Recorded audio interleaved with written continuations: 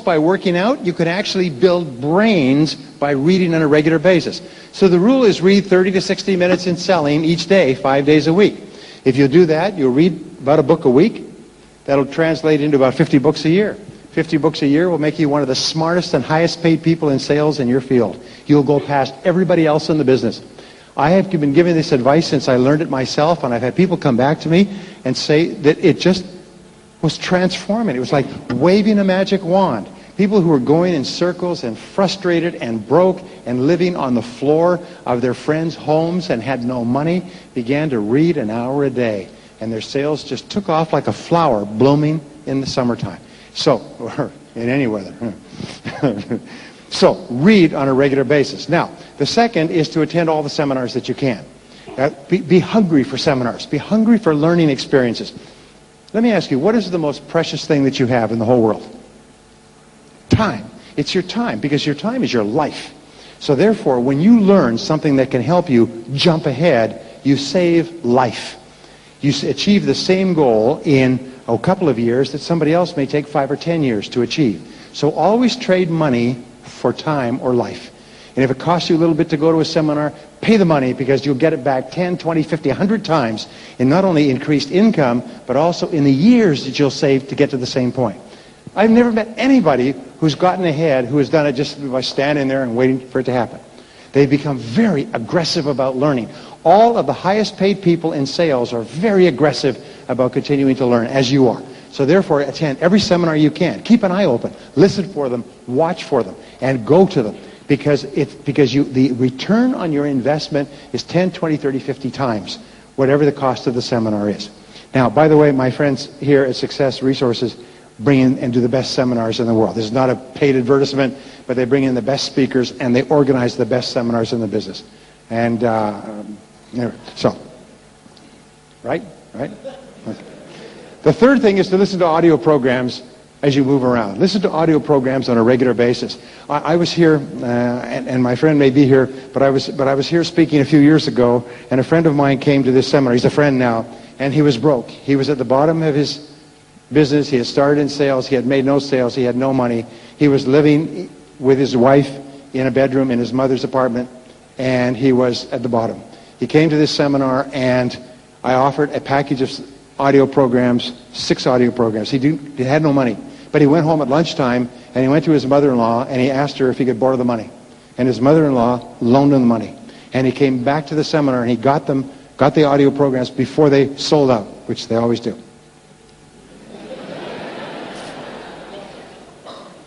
1 year later, he was at the top of his field. 2 years later, he was at the top of his business. 3 years later, he was the youngest person in the world inducted into the $1 Million Roundtable, the top insurance salespeople in the world. He said it totally transformed his life, increased his income 25 times. He said because of audio listening. Now, I'm not trying to influence you in any way. But growth orientation is really critical. It's important. You see, if I were to say to you, here is some stock for a company, would you like to buy some of this stock? Okay? It's a good company. And you looked at it, and you looked at all the material, and you said, no, I don't want to buy any of that stock. What would you be telling me? Well, you'd be telling me that you didn't think that was a good investment, right? People who don't invest in themselves are saying a very, very bad thing. They're saying, I don't think that this is a good person to invest in. This company has no future. This person has no future. The interesting thing is that the more you invest in yourself, the more you believe in yourself, the more you like yourself, the more determined you become, the more confident you become, the better you get. The more you invest in yourself, the more it transforms you. People who don't invest in themselves, surprisingly enough, don't think that they're worth spending any money on. And you know what? Turns out to be true. Because your outer world is a reflection of your inner world. So remember, time is your most precious resource, and your most valuable asset is your earning ability. Your ability to earn money is the most important single factor you have. Your ability to apply your mind to earning money. And the person who earns 100,000 Singaporean and a person who earns 200,000 Singaporean, there's no difference in intelligence, no difference in basic ability. It's just a difference in earning ability. One has upgraded their skills and knowledge so they earn at this level, the other has not. And if you have a choice of 100,000 or 200,000 or 50,000 and 100,000, which should you choose? Take the bigger one, okay? And you have the choice. You just say, okay, I'll take the 100. You take the 50, I'll take the 100. Take the 100, okay? Take the 200. And the key is future orientation, goal orientation, excellence orientation, and growth orientation. Right? Question. Who is the most important person in this room?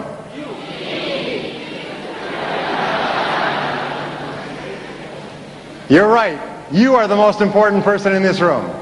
You are the most important person in your world. This entire universe of billions of planets revolves around you. Nothing else in the world has any meaning except for the meaning you give it. You are the most important person. And as we said before, how important you think you are determines everything that happens to you. If you consider yourself to be an important person, you set bigger goals. If you consider yourself to be a more important person, you persist longer. You set higher standards. You strive for excellence. If you think that you're an important person, you treat other people as though they're important as well.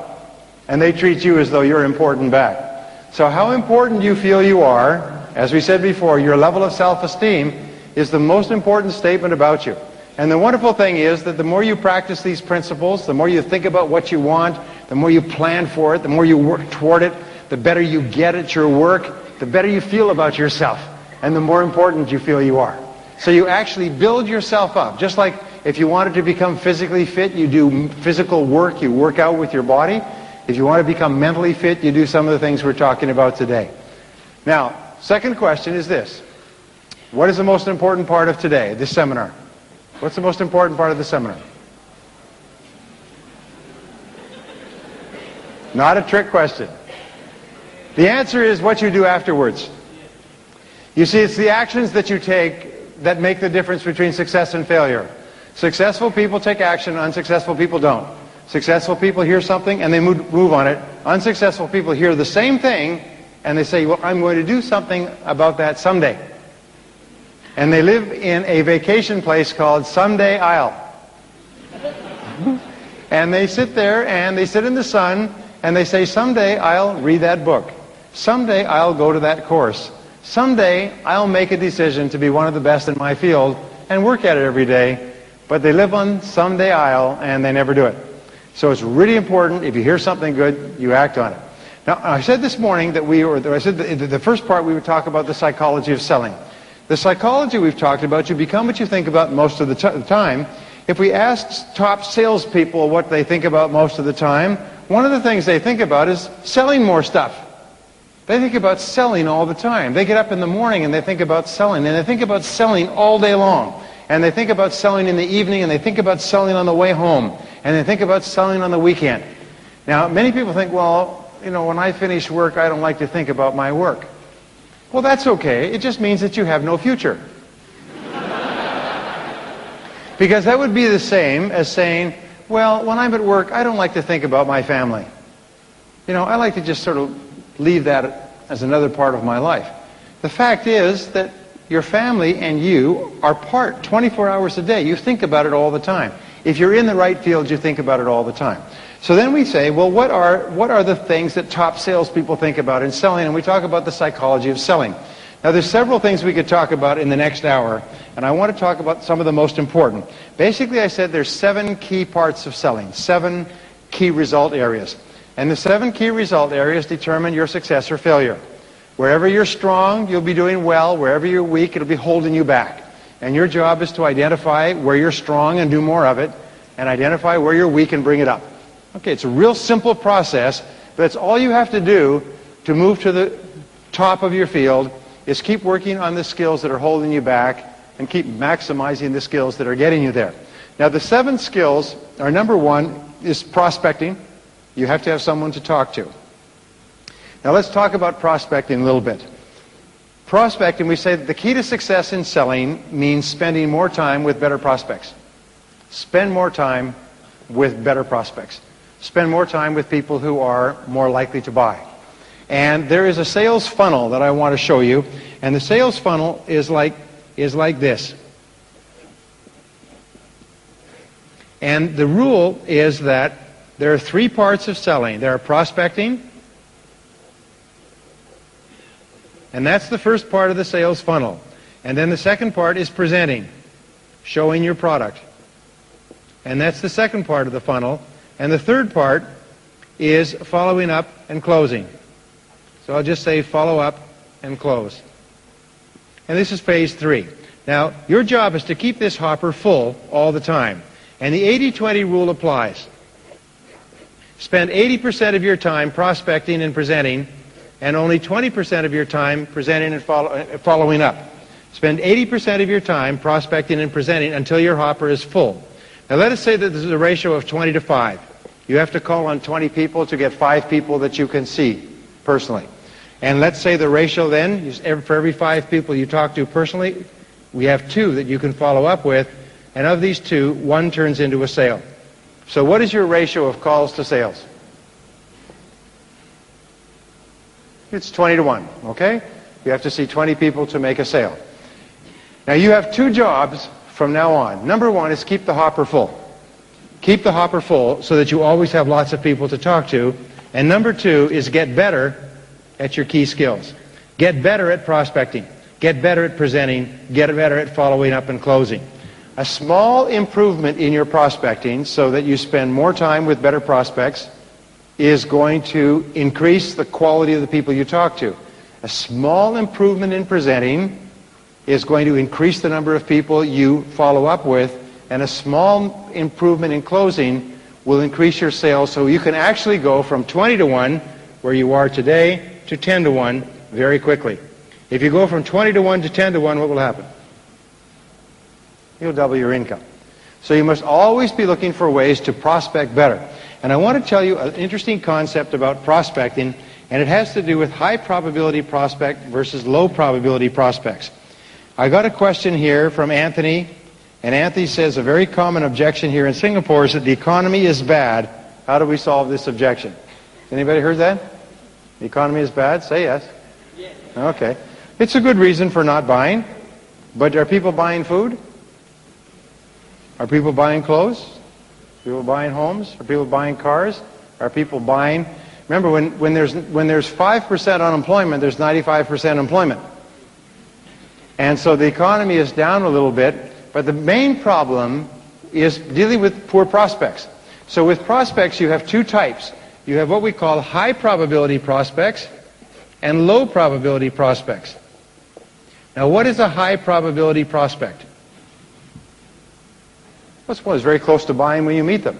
If you sell hamburgers and you meet a person who's really hungry, that's a good prospect. If you sell cars and you meet a person who's looking for a car right now, that's a good prospect. If you're selling life insurance and you meet a person who just had a young child and wants to provide for their future, that's a good prospect. My throat just went dry. It's unbelievable. So the other end of the spectrum is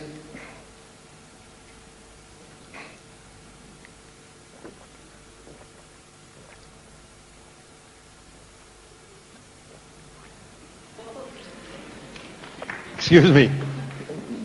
The other end of the spectrum is low probability prospects. People are a long, long way from buying. And here's what we know. It's sort of like a thermometer. Is everybody you meet is somewhere in here. Your job is to spend more time with prospects that are up here. So your job is to spend more time with people who can and will buy your product or service in a reasonable period of time. And so at the beginning you need to sort out prospects from high probability to low probability. So what is a high probability prospect? Number 1, they have a need for what you're selling right now. Okay? If they say, I don't need it, I don't want it, I can't use it, I can't afford it, business is bad, I'm broke, and I have no future, this is not a good prospect. So people say, well, how can I sell to these people? You can't! It's like selling hamburgers to a person who just ate. They're not hungry. So the first thing you need to do is you need to say, who are the people in my market who most need my product? One of the changes that have taken place in the last few years is about 2 or 3 years ago, when business was booming, everybody was buying, is that there were more buyers than there were sellers. An idiot could be successful in selling. I work for a company that has 4,000 salespeople. It does $3 billion a year. One of the top companies in the world. The beginning of last year, not this year, but last year, They invited me to Las Vegas to speak to their top 20% of salespeople, 800. They brought them to Las Vegas, and they had them in one of these great casinos that cost $1 billion. I mean, has anybody ever been to Las Vegas? It's a most amazing, don't go. It's a most amazing place. They had this great celebration because in the year 2000, these people had a fabulous year, all right? And they brought the top 20%, set them up in the hotel, 3 days, dinners, ta-da, okay? 3 months later, this is in April of 2001, the vice president of marketing called me and said, we have a real problem. These people can't sell. I said, what do you mean you can't sell? They sold $3 billion worth last year. He said, we found that when the market turned down and people weren't simply calling up and buying, these people didn't even know how to make an appointment. They didn't know how to sell. They didn't know how to make presentations. They didn't know how to sell against higher or lower priced competition. They don't know how to sell. We have a real disaster on our hands. And he literally said, is there any way you can do, anything you can do to help us? And he went out and he was literally on the road for the next year, just traveling around, bandaging up wounded sales forces. Because he said, these people who we thought were our superstars can't sell anything.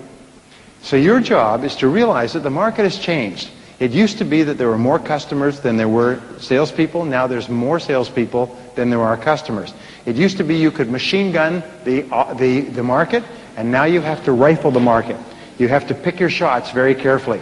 You have to be more focused. You have to do more preparation when you're dealing with customers. You have to give more thought to who it is who can use your product or service. And you have to work harder to get appointments with key people. You can't just rush out at the market like a dog chasing a rabbit across a field. You have to be very, very focused. That's one of the things that I have learned in the last couple of years. It requires a complete mind shift. So you have to ask yourself, who is a high probability prospect? Number one is they need your product or service. Number two, they can afford it. They have the money. You don't call on bankrupt.com businesses and try to make sales, because they're thinking of killing themselves. You know, they're not thinking of buying what you have to offer, and even if they do buy it, they can't pay for it. So you also want a company, you want people who like and respect your industry and your business, and best of all, people who like and respect you. You want to deal with people who are decisive and who can make a decision. I have a friend who went through my program a couple of years ago and went straight to the top of his business in the next year. And it was with one idea. I said to him that you need to make sure that the person you're talking to can and will buy from you within a reasonable period of time. Don't keep calling back on people who won't buy or who can't buy. So he started doing this. He wrote me a letter. He said 1 year later he had tripled his income from 30,000 US to 90,000 US, and he had become the #1 person in his industry. Whenever he met with a prospect, he would say, oh, by the way, if I show you something that you really like, or if you really like what I'm showing you, what sort of time frame would you be thinking about for making a decision? Pretty honest question. And people will tell you. They'll say, well, within a few weeks or a couple of months or by the end of the summer. Or, well, we're kind of looking right now, we're gathering information. He found that every customer he'd had in the last 3 or 4 years had bought within 90 days. Almost everyone had bought within 90 days of the first meeting. So that was his outside line. If a person says that they're thinking of making a decision within 2 or 3 months, good. He would work on them and spend time with them. If they said they were thinking of making a decision next year, they were just gathering information, remember, what companies will do is they'll have somebody who's not busy. And they'll say, well, why don't you call around and get some information on this product or service. See if it's available, how much people are asking for it, and so on. So they call you up and they say, I'm calling from big company, and I want to know how much what are your products or services? And you say, oh, well, could you come and give me a presentation? Oh, yes, yeah. And you get there and there's 3 or 4 of your competitors sitting in the waiting room. These people are just gathering information. And so therefore he would always ask, what sort of, good, even on the phone, by the way, what sort of time frame are you looking at for making a decision? If it was within 2 or 3 months, he would go to work on them. If it was beyond 2 or 3 months, he'd say, well, let me introduce you to one of the people in my office who has no future. And you can spend time with him. Now, I don't know how it works in Singapore, but let me tell you something that changed my life when I was working here in Southeast Asia. I used to say, finish a sales presentation, and the person would say, well, let me think it over. And I would say, okay, I'll call back. Or he would say, let me think it over, and you get back to me later. And I used to accept, okay, I'll get back to you later, you think it over. I want to think it over, by the way, are the words for goodbye forever. When a person says, I want to think it over, they don't think it over, they say goodbye forever. So finally one day, I got so tired of this, I said, I'm sorry, I don't make callbacks. What? I don't call back. Because I've told you everything that I can possibly tell you already. So now at this moment, you know everything you need to know to make a decision. There is no more information. So either it's a good idea for you, or it's not a good idea. But there's no point in thinking it over because you know everything there is already. So why don't you just take it? And the person said, well, all right. And I went to the next office and I said the same thing. Well, let me think it over. I don't make callbacks. Well, then I'll take it. And I went to the third office. I made 3 sales in 25 minutes. I was making 1 or 2 sales a week. I made 3 sales in 25 minutes. I almost died. I had to run and go to the bathroom. I was so excited. And then I realized it was me that was causing the problem. As soon as the person says, well, let me think it over, I say, okay, you think it over, yay, think it over, think it over. Then I spent half my life going back. And as soon as I walked out the door, they went into a 3-year meeting. Do you know what a 3-year, yes, right, you've been calling them for 3 years. They're still in a meeting, right? I'm sorry, he's still in a meeting, you know. I know, I've been there. I said, I don't make callbacks. Now, as time passed, I became more successful. I'm selling much bigger projects, especially training programs and so on. People would say, well, can you do a proposal for us? And so I wrote a few proposals. Oh, these were beautiful proposals. I spent hours writing them and rewriting them. I'd send them in. It might as well have been throwing them off the edge of the earth because they disappeared. I said, did you get my proposal? Well, it's here somewhere. We didn't have a chance to read it. How about a month later? Well, we lost it. Could you send it again? By Federal Express. So I'd send it again. A week or 2 weeks would go by. Did you get my proposal? Well, we're looking at a lot of proposals right now, and yours looks really good. And so we're going to compare it with others. Finally, the next time someone said, would you do a proposal for us? I said, I don't do proposals. You don't do proposals? No. If you want to do business together, we'll discuss it. I'll write you a letter of intent that outlines the agreement, but I don't do proposals. Well, all right then, if you don't do proposals. All the others do proposals. I said, I don't do proposals, I do follow-up letters of agreement. Well, I never heard such a thing. When are you planning to make a decision anyway? Well, we're just looking at it for the next few years, you know. We're really not in the market right now. And so, I have never done another proposal, and I never make callbacks. And you know something? My sales doubled and tripled and quadrupled. And all my friends are busy doing proposals. They're still waiting to hear back. Anyway, we create most of our problems. So with a high probability prospect, you can say, how soon would you be making a decision? Or if I show you exactly what you're looking for, or if I show you something that you really like at a price that really makes sense to you, when would you be thinking of making a decision? So you want people that need it, that want it, that can afford it, that can make a decision, that like you, that respect you, and so on. Now, what is the best part of selling? Psychologically, mentally, what's the best part of selling? I'll tell you what it is. It's making sales. If you're having trouble with that answer, you're in the wrong field.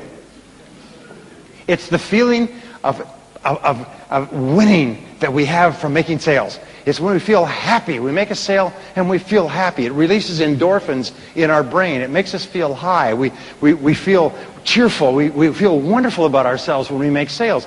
That's the key to our business. What's the downside of selling? What's the psychological negative of selling? It's dealing with difficult people. It's long, drawn-out meetings. It's not making sales. It's working hard and not succeeding. We love to succeed. We hate the feeling of not succeeding. So what is the problem in selling? It's working with people who are down here, low probability prospects. By the way, when you work with low probability prospects, you know what happens? It wears you down. It tires you out. And you even start to think about quitting. And we did some research on you before tonight and we find there are people in this very room who have thought about quitting. We know who you are.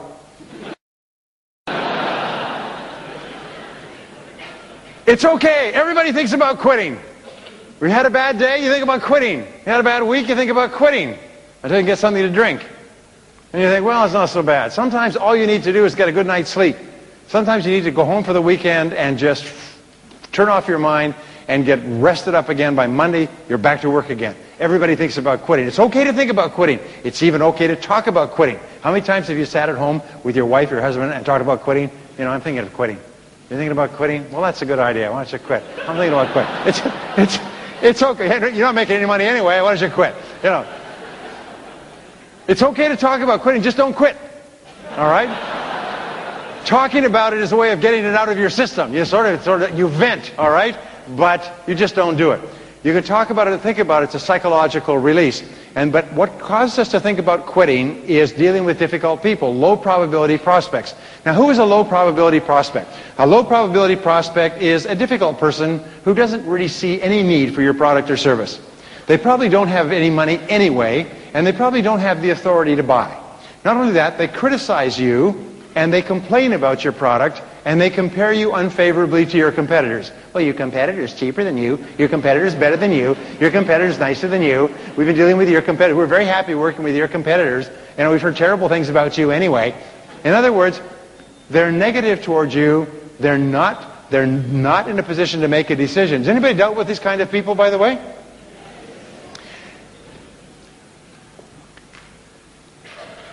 I'm going to tell you something about yourself.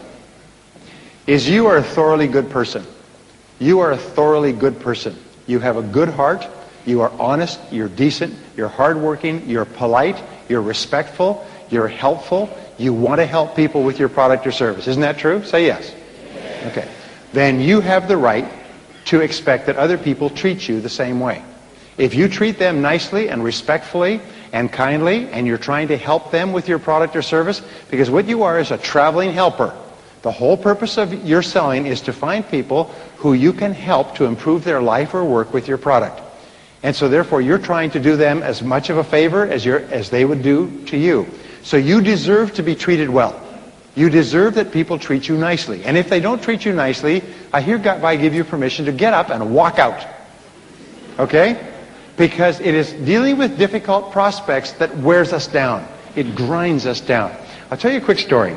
General George Patton was in charge of the Third Army in World War II. Now, you may be familiar with military history, but he was the most effective tank commander, combat general that the Americans had.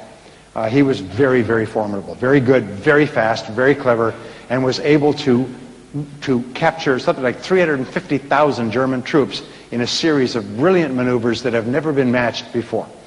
And in World War II in Europe, the soldiers were being fed in like meat into a grinder and were all being killed. As a matter of fact, most of them didn't think that they would live. However, after the D-Day invasion, soldier after soldier was applying to transfer into Patton's army. They were applying for transfers to get into Patton's army. Now, why is that? Well, the answer was that Patton had a philosophy, and that is, don't waste your men, is take care of the men as much as possible. So when he started an attack, he would have orders in advance that if the attack had not been successful in 2 hours, to stop the attack. Because what he found was this, that after 2 hours, the casualty rates would start to go up at a rapid rate. That was his break point. So the attack would start at the end of 2 hours. If it wasn't successful, they cut it off. And what happened, because men would get tired, they'd make mistakes, start to shoot each other, you know. And, you know, it happens because it's hard work, I can tell you. Anyway, it meant that the casualty rates in Patton's Third Army were lower than any other army on the Western Front. If you got into Patton's army, your chance of living through the war was far greater.